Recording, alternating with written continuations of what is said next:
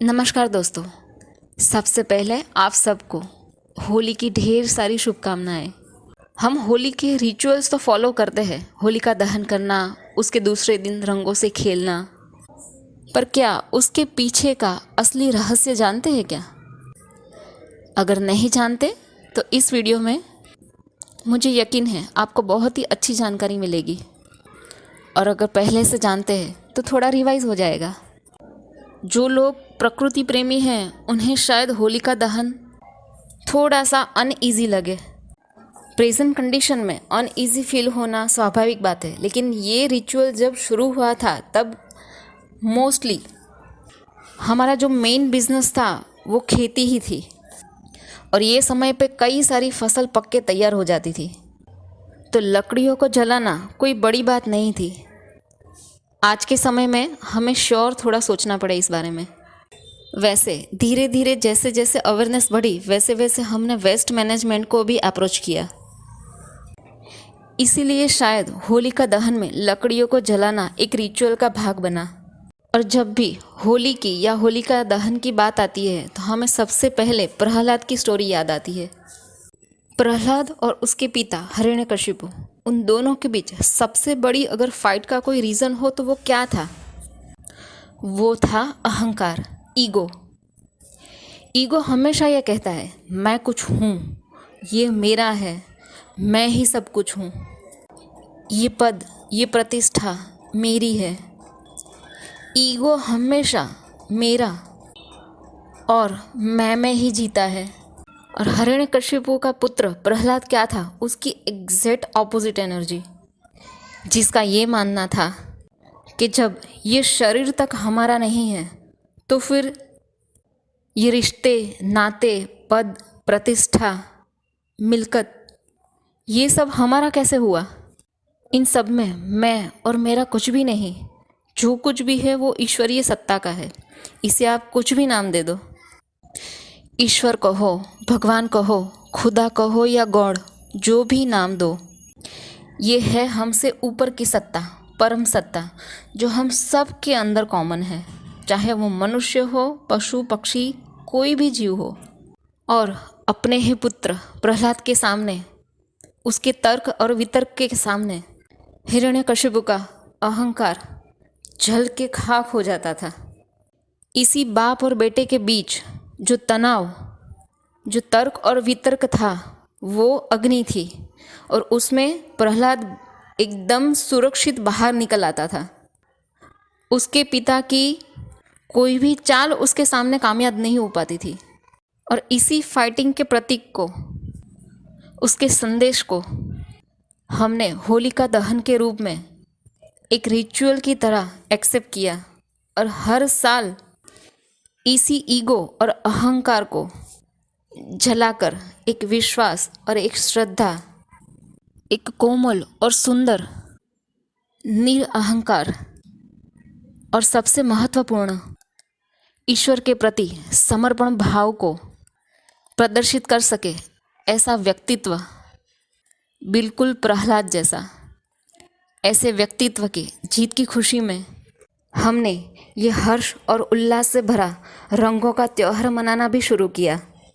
और देखी थी बात है, अगर अहंकार जल के भस्म हो जाता है तो उसके बाद हृदय की कोमलता ही बचती है, जिसमें उत्साह और उमंग होता है, जो रंगों के द्वारा प्रदर्शित हम कर सकते हैं। तो मेरे हिसाब से सही मायने में हिरण्यकशिपु और प्रहलाद दोनों के बीच की जो फाइटिंग थी वो हमारे अंदर है, हमारे ईगो और हमारे नॉन ईगो के बीच की फाइट है ये। तो होलिका दहन के रिचुअल में लकड़ियों को जलाना तो ठीक बात है, लेकिन सबसे महत्वपूर्ण बात ये है कि हम अपने अंदर झांके, खुद का एनालिसिस करें कि कहाँ पे हम ईगो से ऑपरेट कर रहे हैं। कहीं हमारे अंदर ज्ञान, पैसा, रुतबा, पद, प्रतिष्ठा, इसका अहंकार हमारे अपनों से ज़्यादा तो नहीं है ना? हमारा हृदय सभी जीवों के प्रति एक समान तो धड़क रहा है ना? भले ही हम किसी का अच्छा ना कर पाए, किसी के लिए कुछ अच्छा उनको दे ना पाए, लेकिन किसी का नुकसान ना करें, ना विचारों से, ना वाणी से, ना वर्तन से। बस सिर्फ इतना भी सोच लिया ना तो हमारे अंदर जो नेगेटिविटी है वो जल जाएगी और अच्छाई अपने आप हमसे प्यार और आनंद के रूप में अपने आप सबको मिलती रहेगी। हमें बांटने जाना नहीं पड़ेगा, हमसे वो अपने आप रेडिएट होगी। और इसलिए होलिका दहन के बाद रंगोत्सव मनाया जाता है। ये नेगेटिविटी के ऊपर पॉजिटिविटी की जीत का बहुत ही अच्छा सेलिब्रेशन है। और जहाँ रंगों भरी दुनिया हो वहाँ पे प्रेम ही प्रेम होता है। प्रेम और रंगों को हम अलग नहीं कर सकते, वो एक साथ ही है। जो हृदय प्रेम से भरा हुआ होगा वो सतरंगी होगा। और ये प्रेम यानी अनकंडीशनल लव, जो मेरा और मेरे का फ़र्क भूलकर सबको अपना समझे, सबको अपने हृदय की कोमलता और खुशियों को बांटे, सबसे बांटे। तो दोस्तों समरी में बस इतना ही। अहंकार की कितनी ही बड़ी आग की भट्टी में हमें बिठाया जाए तो भी हमारे अंदर अगर प्रेम, विश्वास और श्रद्धा भरी पड़ी हो तो वो आग हमारा कुछ भी नहीं बिगाड़ सकती। मतलब हम कितने भी इगोइस्टिक पर्सन के आसपास हम रह रहे हो, हमारे आसपास वो लोग रह रहे हैं, पर उनकी नेगेटिव एनर्जी हमें बिल्कुल भी इफ़ेक्ट नहीं कर सकती। हमारे अंदर श्रद्धा, प्रेम, विश्वास बना ही रहता है। हम प्रहलाद की तरह एकदम सुरक्षित सभी नेगेटिविटी में से बाहर आ सकते हैं। एक काम और भी करेंगे, इस होली में हम अपने ईगो को जलाएंगे, उसका दहन करेंगे और श्रद्धा, विश्वास और प्रेम का रंगोत्सव मनाएंगे।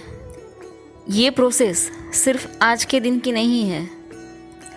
जब भी हमारे पास समय हो हमें ये करना चाहिए। अगर ना कर सके तो हर साल होली आती ही है, कम से कम उसी दिन इस प्रक्रिया को करके जीवन का असली आनंद भोगेंगे और सबके साथ वो आनंद बांटेंगे।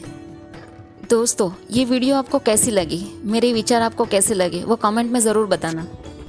इस वीडियो को लाइक कर देना, अपने दोस्तों के साथ शेयर कर देना और चैनल को ज़रूर सब्सक्राइब कर लेना। दोस्तों अच्छाई अगर हमारे पास है वो कैसे बांटी जाए, उसकी शुरुआत कैसे की जाए, उसके लिए अगर जानकारी चाहिए तो मेरा अगला वीडियो है, उस पर ज़रूर क्लिक कर देना। आपके पास जब भी समय हो आप उसे देख लेना। फिर से आप सबको होली की ढेर सारी शुभकामनाएं। धन्यवाद।